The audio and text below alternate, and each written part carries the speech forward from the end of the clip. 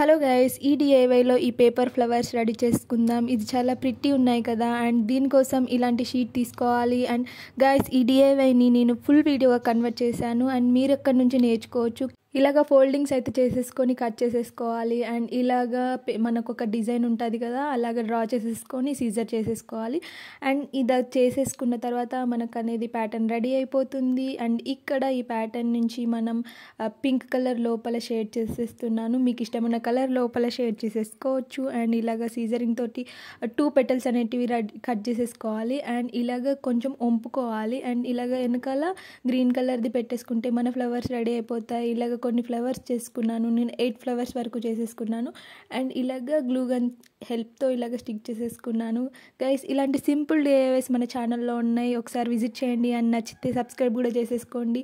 ఇదే గైస్ మన final output. I hope మీకు నచ్చిందని అనుకుంటున్నాను. నాకు తెలుసు మీకు నచ్చుంటుంది. అండ్ ఈ వీడియోకి ఒక లైక్ చేసి సబ్స్క్రైబ్ చేసుకోవచ్చు కదా. Thank you for watching.